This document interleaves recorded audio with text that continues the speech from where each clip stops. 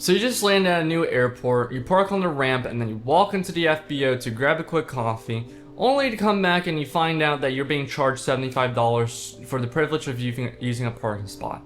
Yeah, those are ramp fees for you. Today we're going to go over why they exist, why you get charged, every ramp fee you need to know, and how to avoid them, because this is something that flight school ain't going to teach you guys. And trust me, you'll run into it at least one time in your time building phase. I made a video about FBOs and y'all did absolutely amazing with it. It got like 8,500 views, so let's try to keep the same love with this one as well. And hopefully my camera can actually work because it just keeps disconnecting on me. So let's go ahead. We're going to talk about the main one, which is going to be the ramp fee. The ramp fee is basically the parking charge at an airport, but they're only at certain places as well. Not all ramps have ramp fees. When you park at an airport with an FBO, especially a nicer one like Miami Opelika, or a busy one like that, they charge you a fee for just being on the ramp. Sometimes that fee is going to cover more than just parking. Maybe you used their lounge, the bathroom, the crew car, or they helped you park. But at the end of the day, it's just a usage fee for being on their real estate. Think of it as like a valet parking at a hotel, even though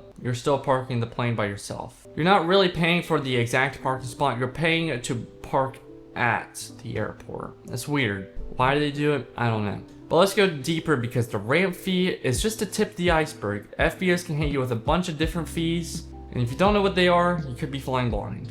And we don't like flying blind in aviation. Flying blind is never a good thing. So, number one, ramp fee. Charge for parking your aircraft on the FBO ramp. You'll see this a lot at big Class Charlie, Class Bravo airports, and it could be anywhere in between $20 to $150 depending on the airport. You can also find them at Deltas too, so it could be all airports. You also have the facility fee. This covers your use of the lounge, bathroom, pilot area, coffee, and anything else inside. It's kind of bundled in sometimes it's free, or other times it's separate as well. Think of it as like the resort fee at a hotel, like an all-inclusive for example. You also have the handling fee. Handling fee is going to pop up if somebody helps you park the plane, chalk the plane, bring your bags in, tow the aircraft. It's common if you're flying something larger or asking for line service. It's kind of a big one. Usually, if you're flying like a medium size to a bigger type of airplane, I'd say like a PC-12 upwards, and you're having the line guys help you load the plane, that's where you're also gonna have the handling fee as well. Also, if the line guys are helping you like carry bags and load the plane, make sure you guys tip them as well. I had this as a comment on my last video about FBOs, if you're supposed to tip the line guys, and I asked one of my friends if you are supposed to. They said they will appreciate it if you did tip them, but really the main time you should tip the line guys if they're helping you load and unload the plane. You also have the after hours fee. This is a big one. If you land after their posted hours, even if the airport is open, they might charge you extra for keeping someone on site to help you out.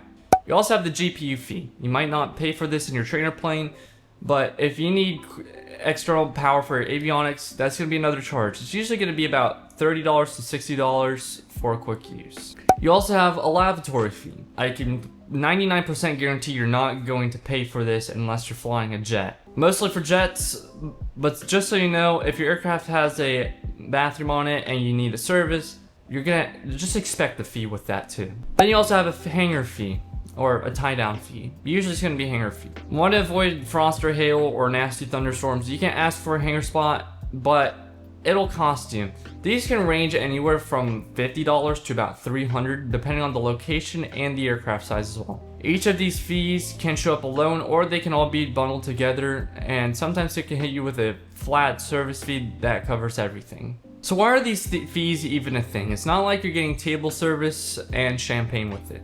FBOs are expensive to run. Rent, utilities, insurance, line staff, ground equipment, it all adds up. And guess what?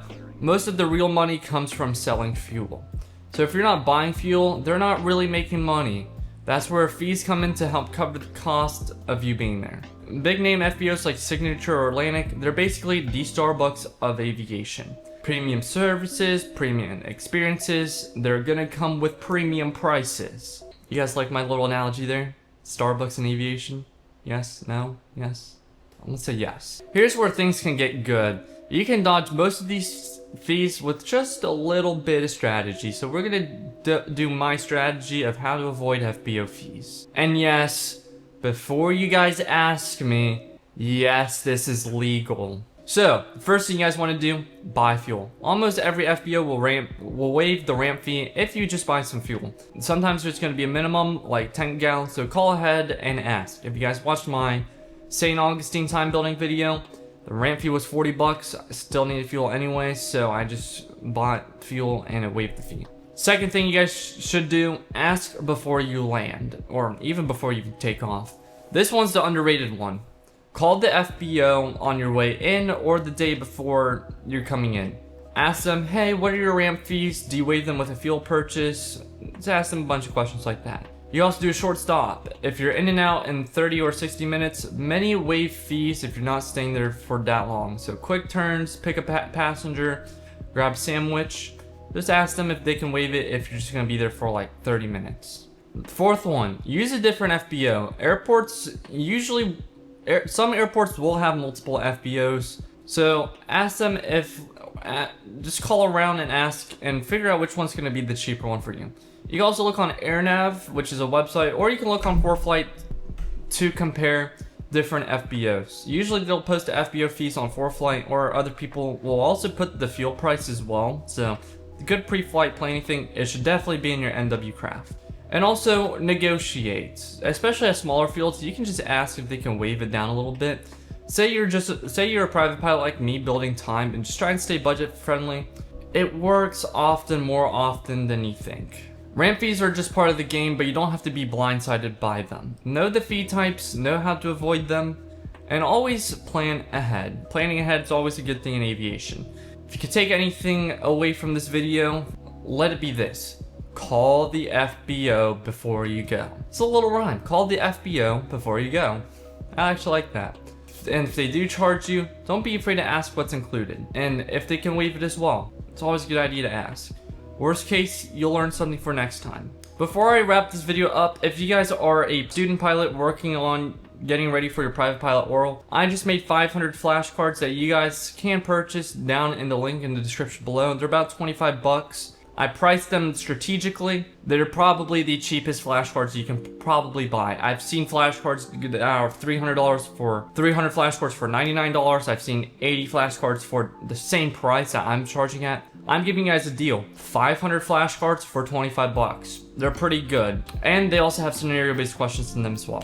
Alright y'all, that's the breakdown. If this video has saved you some money on even one ramp fee, hit that like button down below and drop a comment with the worst FBO fee you've ever paid, and let me know what the damage it has done to your wallet, because I know FBO fees can get pretty expensive. If you got questions, you know what to do. Throw them down below. Fly safe, fly smart. Make sure you guys hit that subscribe button, and we'll see you guys in the next video.